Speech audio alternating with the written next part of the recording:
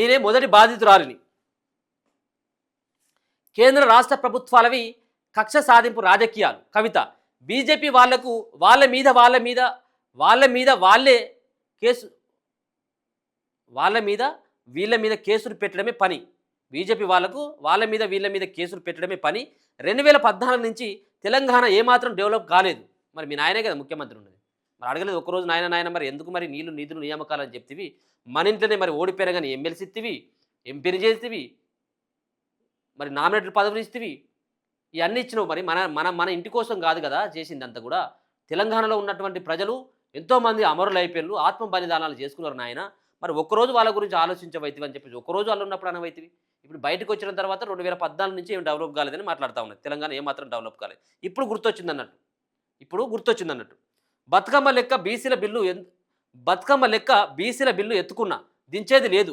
RRR design మార్చడంలో మతరాబిందని ప్రశ్న. రంగారెడ్డి జిల్లాలో జాగృతి జనం బాట. మరి ఇప్పుడు బీసీలకు 42% రిజర్వేషన్లలో ఇప్పుడు ఏమాత్రం ఇప్పుడు చిత్తశుద్ధితో కాంగ్రెస్ పార్టీ కనబడట్లేదు.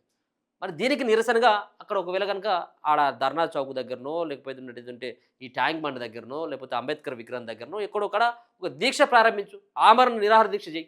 మీకు అలవాటే కదా మీ కుటుంబానికి.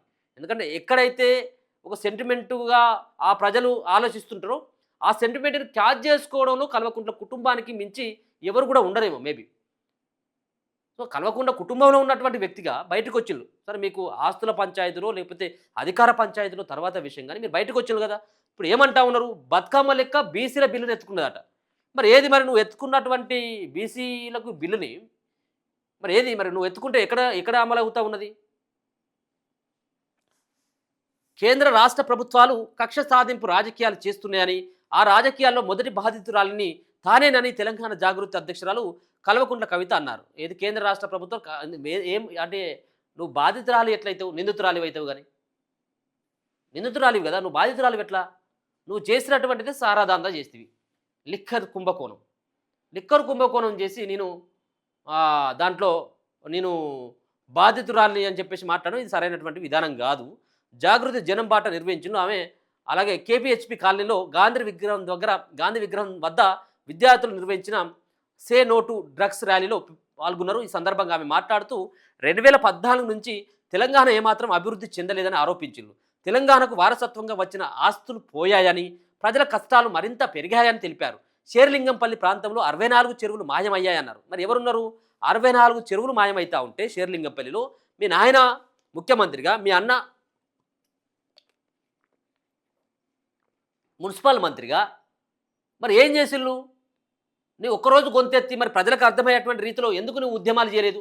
64 చెరువులు కాదు, 25 లక్షల ఎకరాలు కూడా మాయమైపోయినాయి. ఎవరి పేరు మీద, ఎవరి బినామీ పేర్ల మీద అవి ఎక్కినాయో బయటికి రావాలి. సో 64 చెరువులు మాయమైనాయి. బీజేపీ వాళ్ళకు వాళ్ళ మీద వీళ్ళ మీద కేసులు పెట్టడం తప్ప ఇంకో పని లేదు. ప్రజలకు ముఖం చూపించలేక ప్రభుత్వాలు ప్రతిపక్ష లీడర్ల మీద కేసులు పెట్టే ప్రయత్నం చేస్తున్నాయి. రాష్ట్రంలో కక్షపూరిత రాజకీయాలు జరుగుతున్నాయి. అందులో మొదటి బాధితురాలిని నేనే. ఇప్పుడు అన్నను రక్షించడం కోసం, అన్న మీద కొంత సానుభూతి తెలపడం కోసం మాట్లాడింది అన్నట్టు. ఇప్పుడు ఏమని? కక్షపూరిత రాజకీయాల కోసం కేసులు పెడుతున్నారు. ఇప్పుడు మీ అన్న చేసినటువంటిది బాగానే ఉంది, మీరు చేసినటువంటిది బాగానే ఉంది, మీ నాయన చేసింది ఇంకా సూపర్గా ఉన్నది.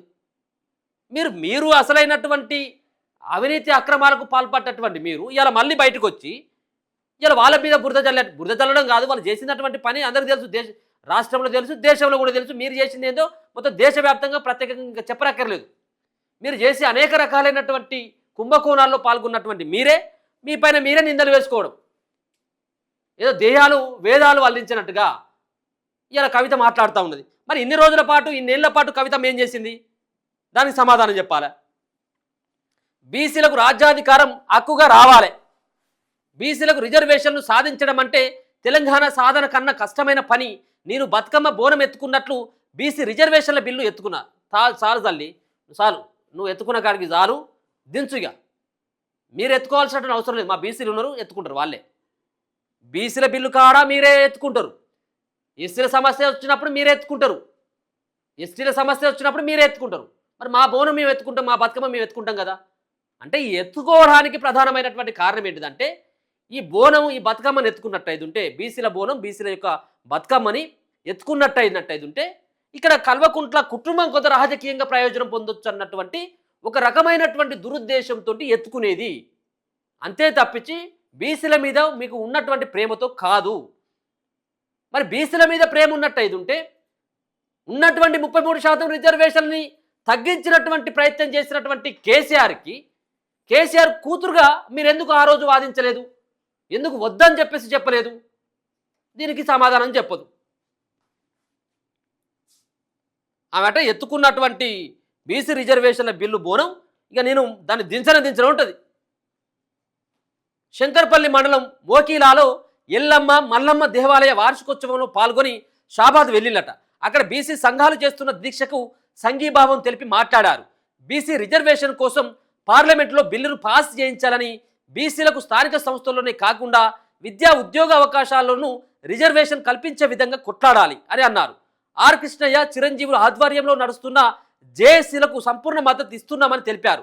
షాద్నగర్ ప్రభుత్వ కమ్యూనిటీ దవాఖానాను సందర్శించి ఆమె మాట్లాడుతూ ఆసుపత్రి భవనం పెచ్చులూడిపోతున్నదని 100 పడకలుగా మార్చి కొత్త భవనానికి తరలించాలని ప్రభుత్వాన్ని కోరారు.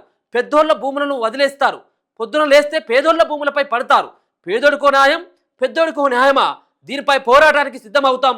పీఎం సీఎం ఎవరైనా సరే కొట్లాడుదాం, రాజీ పడే ప్రసక్తే లేదు అని అన్నారు.